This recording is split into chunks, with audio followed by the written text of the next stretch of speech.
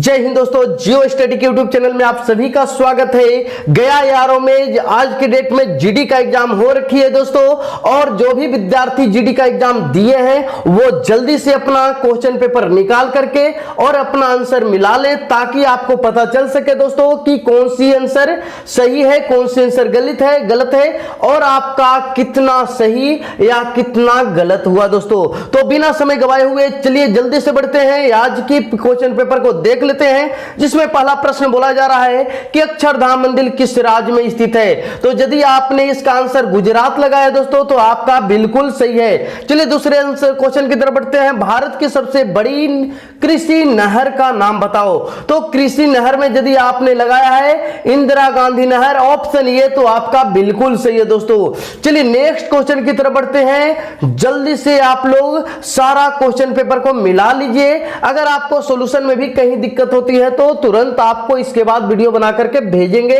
सारा सॉल्यूशन के साथ। पहले तो आप अपना आंसर मिला लीजिए।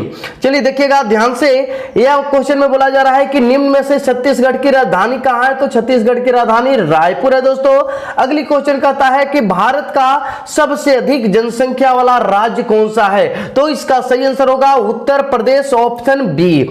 अगला क्वेश्चन है कलाहारी मरुस्थल किस देश में स्थित है। तो कलाहारी मरुस्थल जो है दोस्तों वो है साउथ अफ्रीका, दक्षिण अफ्रीका में। नेक्स्ट क्वेश्चन कहता है कि उपराष्ट्रपति का कार्यकाल कितने वर्षों का होता है। तो वो होते हैं 5 साल का, 5 वर्ष। यदि आपने आंसर लगाया तो आपका बिल्कुल सही है। चलिए देखते हैं आज की 7वीं नंबर प्रश्न दोस्तों, जिसमें बोला गया बहुत ही शानदार और जानदार क्वेश्चन पूछा था। कहा जाता है कि भारत की प्रथम बुलेट ट्रेन जो है जोड़ता है किसको, इसके बारे में बताना है, बुलेट ट्रेन के बारे में। तो इसका सही आंसर होगा दोस्तों, जल्दी से मिलाएंगे। बुलेट ट्रेन जो सबसे पहले चली है वो अहमदाबाद से मुंबई या मुंबई से अहमदाबाद के बीच लॉन्च हुई है दोस्तों। तो ऑप्शन इसका सी बिल्कुल सही है। Next question, east India company की स्थापना 1600 ईस्वी में हुआ था। ऑप्शन यदि आपने सी लगाया तो बिल्कुल सही है। सार्क देश की सदस्यों की कितनी, मतलब उसमें देश है दोस्तों। तो देखो पहले 7 था लेकिन अब हो चुके हैं 8। तो ऑप्शन डी आपने लगाया तो आपका बिल्कुल सही है। जो लास्ट में वो अफगानिस्तान ऐड हुए दोस्तों। चलिए नेक्स्ट क्वेश्चन को देखते हैं, यानी कि 10 नंबर प्रश्न। और इस प्रश्न में बोला जा रहा है क्या, देखो ध्यान से देखना है और अपने आंसर को टिक आउट करते चलना है और उसके बाद काउंट कर लेना है दोस्तों। भारत का राष्ट्रीय संग्रहालय कहां स्थित है। तो राष्ट्रीय संग्रहालय जो है वो नई दिल्ली में है दोस्तों। ऑप्शन सी इसका बिल्कुल सही है। चलिए नेक्स्ट क्वेश्चन को भी देख लेते हैं बहुत ही जल्दीबाजी में और फटाफट अंदाज में दोस्तों। यह क्वेश्चन कहता है कि एक जनता, एक राष्ट्र और एक नेता की नीति किसकी थी। यह क्वेश्चन है तो ये इसका सही आंसर होगा ऑप्शन दोस्तों हिटलर। ऑप्शन यदि आपने लगाया है सी तो बिल्कुल सही है। चलिए नेक्स्ट क्वेश्चन को देखते हैं, कंप्यूटर का आविष्कार किसने किया। तो इसका चार्ल्स बेबेज आंसर हो जाएगा। ऑप्शन ये हो जाएगा। मोहन बागान किस खेल की टीम है दोस्तों। तो मोहन बागान जो है वो हो गई फुटबॉल का, जो कि कोलकाता में है। रूसी क्रांति का जनक किसे माना गया है। तो रूसी क्रांति का जो जनक है दोस्तों वो है लेनिन। ऑप्शन यदि आपने सी लगाया तो आपका बिल्कुल सही है दोस्तों। चलिए नेक्स्ट क्वेश्चन की तरफ बढ़ते हैं। 15 नंबर प्रश्न देख लेते हैं। 15 क्वेश्चन ही जीके के थे, जिसमें लास्ट क्वेश्चन में कहा जाता है कि विश्व का सबसे गहरा महासागर कौन सा है।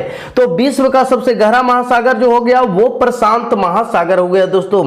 अगला क्वेश्चन जो सेक्शन बी का है, यानी कि साइंस की प्रश्न है, जिसमें पहला प्रश्न है कि साधारण नमक का रासायनिक सूत्र क्या है। तो साधारण नमक का रासायनिक सूत्र NaCl जो होता है। ऑप्शन सी इसका बिल्कुल सही है। शीतल पेय में निम्न में से कौन सी गैस भरी जाती है। तो देखो कोको कोला, पेप्सी, स्प्राइट, ये सारा में जो है भरी जाती है गैस दोस्तों वो होती है कार्बन डाइऑक्साइड। ऑप्शन ये इसका सही है। चलिए नेक्स्ट क्वेश्चन को देखते हैं। 18 नंबर प्रश्न आपके स्क्रीन पर दिखाई दे रहा होगा दोस्तों। इस प्रश्न को भी देख लेना है और शानदार ढंग से इसको आंसर को बना देना है। कहा जाता है कि प्रतिरोध का मात्रक क्या होता है। तो प्रतिरोध का मात्रक ओम होता है। ऑप्शन इसका ये बिल्कुल सही है। नेक्स्ट क्वेश्चन को देखते हैं। 32 डिग्री फ़ारेनहाइट किसके बराबर होता है। तो इसका 0 डिग्री बिल्कुल सही है दोस्तों। ऑप्शन आपको 20 देख लेते हैं। खगोलीय दूरी मापने की इकाई क्या होती है। तो प्रकाश वर्ष में खगोलीय दूरी को मापा जाता है। इनमें से कौन सा इलेक्ट्रॉनिक यंत्र नहीं है? तो देखो कंप्यूटर तो है, टेलीविजन है, रेडियो है, लेकिन बल्ब जो है वो नहीं होगा दोस्तों। तो ऑप्शन सी इसका बिल्कुल सही है। नेक्स्ट क्वेश्चन को देख लेते हैं, यानी कि 22 नंबर प्रश्न दोस्तों। इस प्रश्न में बोला जा रहा है क्या कि बिजली के हीटर का एलिमेंट किस धातु का बना होता है? तो वो होता है नाइक्रोम का। ऑप्शन इसका बिल्कुल ये सही है। अगला क्वेश्चन, जब नीले लिटमस पेपर को एसिटिक अम्ल में रखा जाता है या अम्ल में रखा जाता है तो नीले लिटमस पत्र का रंग कैसा हो जाता है? तो वो हो जाएगा लाल। ऑप्शन इसका सी हो जाएगा। हवा में 0 डिग्री सेंटीग्रेड पर ध्वनि की गति क्या होती है? तो 0 डिग्री सेंटीग्रेड पर हवा में ध्वनि जो होती है दोस्तों वो होती है 332 मीटर प्रति सेकेंड। ऑप्शन इसका सी हो जाएगा। प्राकृतिक गैस का मुख्य संगठन क्या है? तो वो हो जाएगा आपका मीथेन। ऑप्शन क्या? ऑप्शन बी हो जाएगा। चलिए नेक्स्ट क्वेश्चन को देख लेते हैं दोस्तों। ये रही आपकी नेक्स्ट क्वेश्चन 26 नंबर प्रश्न, जिसमें बोला जा रहा है दोस्तों क्या कि ध्वनि की चाल किसमें मापी जाती है? तो ध्वनि की चाल जो होती है वो डेसिबल में मापी जाती है। पीलिया रोग से ग्रसित लोगों की आंखों का रंग कैसा हो जाता है? तो वो हो जाता है पीला। ठीक है। अगला क्वेश्चन कहता है कि पृथ्वी पर मानव द्वारा सबसे पहले उपयोग की गई धातु कौन सी है दोस्तों? तो मानव द्वारा उपयोग की गई धातु तांबा है दोस्तों। ये आपके ऑप्शन बी हो जाएगा। नेक्स्ट क्वेश्चन है, हवा में ऑक्सीजन कितना प्रतिशत है? तो 21% है। इसका सही आंसर बी हो जाएंगे। देखते हैं लास्ट क्वेश्चन साइंस का दोस्तों। ये रही आपकी 30 नंबर प्रश्न और इसका सही आंसर आपको लगा लेनी है। क्या लगाए हैं? मिला लीजिएगा। शरीर में विटामिन सी की कमी से कौन सा रोग होता है? तो वो होता है स्कर्वी। ऑप्शन इसका बी हो जाएगा। अब रह गई आपको दोस्तों वो क्वेश्चन जो है सेक्शन सी का, जो कि मैथ का है। तो देखिएगा ध्यान से, इसका टिक आउट करवा देते हैं। इसका सॉल्यूशन अगर चाहिए तो कमेंट बॉक्स में कमेंट कीजिएगा, सॉल्यूशन इसका बना करके भेज देंगे आज शाम होते होते। यदि किसी अंक को 2 गुना किया जाए और उसमें 5 जोड़ दिया जाए दोस्तों, तो देखो 6 हो जाता है। तो अंक क्या होगा? देखो यहां पे सॉल्यूशन किया हुआ है। x अंक माने तो 2x + 5 बराबर 6, इसलिए x बराबर 1। तो x बराबर क्या हो गया? 1/2, यानी कि 0.5। ऑप्शन सी बिल्कुल सही लगाया हुआ है। 32 मीटर प्रति सेकंड को किलोमीटर प्रति घंटा में बदलने के लिए देखो यहां पर बनाया हुआ है। देख लीजिएगा कि 32 गुना 18/5 कर देना था और इसे सिंपल सा काट लेना था। तो कितना आ गया? 126 आ गया दोस्तों। अगले क्वेश्चन को देख लेते हैं। ये रही आपकी 33 नंबर प्रश्न, जो कि बहुत ही मैथ की पेपर बहुत ही आसान थी दोस्तों। इसमें बोला जा रहा है कि हल करें, 100 का 25% निकालना है। तो 100 का 25% 25 नहीं होता दोस्तों। अगर आपको कंफ्यूजन है तो यहां पे बना रखे हैं, इसको देख लेना है। एक व्यक्ति की तनख्वाह जो है 20,000 रुपया है। यदि तनख्वाह में 14% की कमी हो गई दोस्तों, तो नई तनख्वाह क्या हो जाएगी? तो देखो 14% इसका तनख्वाह क्या हो जाएगी? 14% का देखो यहाँ पे वृद्धि हो रखी है, तो इसका तनख्वाह पहले के मुताबिक क्या हो जाएगी? बढ़ जाएगी। तो देखो इसका सोल्यूशन यहां पर दिया हुआ रहा है। 120 गुना 114/100 इसको करिएगा तो आपका इतना आ जाएगा। ठीक है। अगले क्वेश्चन के देखते हैं। निम्न में से कौन सी संख्या पूर्ण वर्ग है? यानी कि आपको देख लेना है कि पूर्ण वर्ग कौन सी है। तो पूर्ण वर्ग आपका कौन हो जाएगा दोस्तों? ऑप्शन डी हो जाएगा। ठीक है। चलिए नेक्स्ट क्वेश्चन को देख लेते हैं। ये रही आपकी 36 नंबर प्रश्न दोस्तों, जिसमें बोला जा रहा है क्या कि यदि 496 को 6 से विभाजित किया जाए तो शेषफल क्या होगा? 496 को 6 से भाग दे दीजिए और देखिएगा शेषफल क्या हो रहा है। तो देखिए यहां पर शेषफल 4 आ रहा है। ठीक है। अगले क्वेश्चन को देख लिया जाए। राज ने 100 रुपया में एक छाता खरीदकर 10 रुपये के लाभ पर बेच दिया, तो छाते का विक्रय मूल्य ज्ञात करना है। 100 रुपया में खरीदा, 10 रुपया लाभ हो गया, तो देखो 110 रुपया में इसको क्या कर दिया जाएगा? बेच दिया जाएगा। यहां पे सॉल्यूशन दे रखा है दोस्तों। अगला क्वेश्चन कहता है कि प्रथम 5 धनात्मक विषम संख्याओं का औसत निकालना है। धनात्मक विषम संख्या, विषम संख्या किसको कहते हैं दोस्तों? विषम संख्या किसको कहते हैं? आपको पता होगा कि 1, 3, 5, 7, 9, ये विषम संख्या, तो कितना 5, 1 2 3 4 5 विषम संख्या आपको निकाल दिए। तो फर्स्ट प्लस लास्ट यानी कि 9 1 10 बटा 2 यानी कि कितना हो जाएगा दोस्तों 5 हो जाएगा।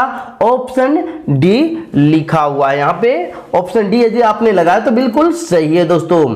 ये देखिएगा 39 नंबर प्रश्न आपका स्क्रीन पर दिख रहा होगा। आपने क्या लगाया है जल्दी से बताएंगे।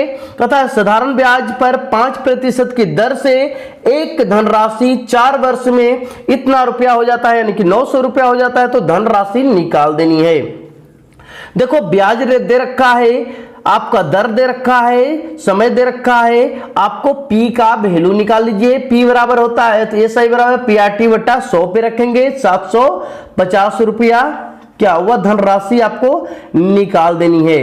900 रुपया हो जाता है, यानी कि ये 900 जो हो रखा है दोस्तों वो क्या रखा है, एक सेकंड फिर से पढ़ लेते हैं। साधारण ब्याज पर 5% की दर से एक धनराशि 4 वर्षों के बाद 900 रुपया हो जाती है, तो वह धनराशि ज्ञात कर देना है। ये 900 रुपया क्या हो गया दोस्तों, ये अमाउंट हो गया है। ठीक है, अमाउंट हो गया है, यानी कि 5 का 20 120% का वैल्यू हो रखा है। 900 जो है दोस्तों कितना परसेंट का वैल्यू हो रखा है, 120% का, और मूलधन निकालना है यानी कि 100% निकाल देनी है। इसे काट लीजिए और काट करके आंसर लगा लीजिए। यदि इसे काटिएगा दोस्तों, अगर इसे काट लीजिएगा, देख लीजिए काट करके, और काटने के बाद यदि आपका आंसर क्या आ जाएगा 750 आ जाएगा, तो ऑप्शन सी आपको लगा लेनी है।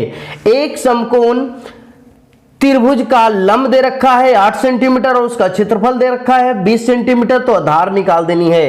तो आधार पर क्षेत्रफल क्या होता है 1/2 गुना आधार गुना ऊंचाई होता है। इसको आप फॉर्मूला रखिएगा, आपका कितना आ जाएगा 5 आ जाएगा। ठीक है, ऑप्शन इसका बी आ जाएगा। अगली क्वेश्चन कहता है कि दिए गए विकल्पों को श्रेणी का पूर्ण करें, यानी कि श्रेणी को आपको भरना है। 7 दूना 14, 14 दूना 28, 28 दूना 56, 56 दूना आपको जितना होता है उतना लगाइएगा, तो कितना आ जाएगा 112 आ जाएगा दोस्तों। बहुत ही आसान क्वेश्चन आया था, बहुत ही आसान पेपर था। यदि आपने अच्छी तरीका से बनाया होगा तो बिल्कुल ही बढ़िया ढंग से आपने आज के पेपर को कंप्लीट किया होगा। चलिए दोस्तों देखते हैं 4 अंकों की सबसे बड़ी और छोटी संख्या को जोड़फल यानी योगफल क्या होगा, जोड़ देना है। तो देखो 4 अंकों की सबसे बड़ी संख्या लिख लेते हैं, कितना होता है 4 × 9 हो जाएगा दोस्तों। और 4 अंकों की सबसे छोटी संख्या क्या होता है, ये 0 0 हो जाएंगे। यानी अगर इसे जोड़ा जाए तो 9 9 9 और 9 1 10, कितना हो जाएगा 10,999 हो जाएगा। ऑप्शन इसका यदि आपने बी लगाया तो बिल्कुल सही है। 2 संख्याओं का मसा दे रखा है और उसका लसा दे रखा है। यदि इसमें से एक संख्या 77 हो तो दूसरी संख्या निकाल देनी है। इसे हल करोगे तो हल करने के बाद कितना आ जाएगा दोस्तों 99 आ जाएगा। तो यदि आपने 99 लाया है तो बिल्कुल सही है। इसका फॉर्मूला होता है लसा गुना मसा बराबर पहली संख्या गुने दूसरी संख्या। चलिए नेक्स्ट क्वेश्चन की तरफ बढ़ते हैं, रुक करते हैं दोस्तों। ये रही आज की 44 नंबर प्रश्न और इसको भी ढंग से बनाना है, जल्दी से बना करके। यदि आपने बनाया तो बिल्कुल सही है। एक 120 मीटर और 160 मीटर के आयताकार मैदान से 40 मीटर और 60 मीटर के कितने मैदान बने सकते हैं। यानी कि इसका जो होता है बड़ा का क्षेत्रफल बटा छोटा का क्षेत्रफल, यानी 120 गुना 160 कर दीजिएगा और बटा 40 गुना 60 कर दीजिएगा। हल कीजिएगा कितना आ जाएगा, तो ऑप्शन डी आ जाएगा 8 आ जाएगा। ठीक है, हल कर लेना एक बार अपने से। यदि 20 आदमी एक कार्य को 20 दिन में करते हैं तो बताइए 40 आदमी उसी कार्य को कितने दिन में करेंगे। तो इसको हल कीजिएगा, क्या होता है एमडीएच पे बना गया, और इसको हल कीजिएगा तो ऑप्शन डी आ जाएगा। ठीक है, चलिए नेक्स्ट क्वेश्चन को देख लेते हैं दोस्तों। ये रही सेक्शन डी की यानी कि रीजनिंग के प्रश्न। इसमें बोला जा रहा है क्या, ध्यान से देखने की जरूरत है। 6 आदमी एक कार्य को 7 दिन में पूरा करते हैं तो 21 आदमी उसी कार्य को कितने दिन में। ये भी एमडीएच का है रीजनिंग, लेकिन एमडीएच दे रखा है तो इसको क्या हो जाएगा, ऑप्शन डी हो जाएगा। ठीक है, ऑप्शन डी होगा क्योंकि 7 21 और 3 दूना 6 यानी कि 2 हो जाएगा, बिल्कुल सही है। चलिए इसको लिखा गया है PALE को ये लिखा जाता है, अर्थ को ये लिखा जाता है, तो PEARL को क्या लिखा जाएगा, बस इसको चुन करके लिख देना है, क्या हो जाएगा ऑप्शन सी हो जाएंगे। अगला क्वेश्चन कहता है कि 10, 16, 21, 25 अगला क्या होगा दोस्तों। सीरीज की क्वेश्चन है, आपको सीरीज बना लेनी है। देखो यहां पर बना रखे हैं, आपको समझ में आ रहा होगा कि 6 का अंतर, 5 का अंतर, 4 का अंतर, 3 का अंतर, अगला कितना हो जाएगा 2 का अंतर। तो 25 और 2 कितना हो गया, सॉरी 3, 5, 4 है, तो अगला क्या हो जाएगा 3 का अंतर, तो 25 और 3 28 हो जाएंगे। ऑप्शन क्या हो जाएंगे, ऑप्शन डी हो जाएंगे दोस्तों। ठीक है, अगला क्वेश्चन को देखते हैं 49 नंबर प्रश्न को। ये क्या कहता है इसके बारे में भी देख लेते हैं। मोहन पूर्व की ओर 4 किलोमीटर जाता है। चलिए सोल्व ही कर देते हैं। पूर्व की ओर जो है 4 किलोमीटर गया, ठीक है। उसके बाद वो अपने दाहिने मुड़ता है और दाहिने मुड़ने के बाद 3 जाता है, तो 3 इसको चला दीजिए दोस्तों। और उसके बाद कहता है फिर से वह दाहिने मुड़ जाता है, तो फिर से वह अगर दाहिने मुड़ता है 4 किलोमीटर चलता है तो फिर से यहां आ जाएगा। और उसके बाद इसके बाद वह वापस घूम जाता है, तो अब वह किस दिशा की ओर सामने कर रहा है या सामना कर रहा है। देखिएगा 4 किलोमीटर चला, इसके बाद वह वापस घूम जाता है। वापस क्या करता है, घूम जाता है, यानी कि मुड़ जाता है दोस्तों। तो इसको ध्यान से समझना है। ये जा रहा था ये साइड और उसके बाद वापस मुड़ गया, तो वापस मुड़ गया तो अब किस साइड जा रहा है, तो वो जा रहा है पूरब की साइड। ऑप्शन क्या हो जाएगा, ऑप्शन ये हो जाएंगे। यदि आपने ऑप्शन ये लगाया तो बिल्कुल सही है। अगला क्वेश्चन कहता है कि 49 विद्यार्थियों की एक कक्षा में करीब ऊपर से 16 है, तो नीचे से उसका स्थान निकाल देना है।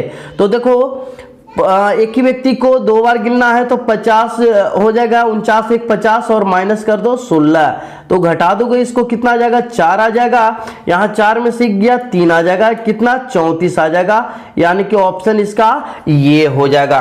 तो ये थी टोटल जीडी की 50 प्रश्न गया यारों की। तो आप जल्दी से कमेंट करके बताएंगे कि आपका कितना पॉजिटिव हुआ, यानी कि आपसे कितना बन पाया दोस्तों। चलिए मुलाकात करते हैं अगली वीडियो में, तब तक हमें इजाजत दीजिए। जय हिंद। हाँ, जाने से पहले आप लोग फिर से बता दें कौन सा बोर्ड का कौन सा जोन का आपको आंसर पेपर चाहिए, जल्दी से एक बार कमेंट कर देना, उसका भी जल्दी से बना करके आपके लिए भेज देंगे। मुलाकात करते हैं अगले वीडियो में, तब तक हमें इजाजत दीजिए। जय हिंद, जय भारत।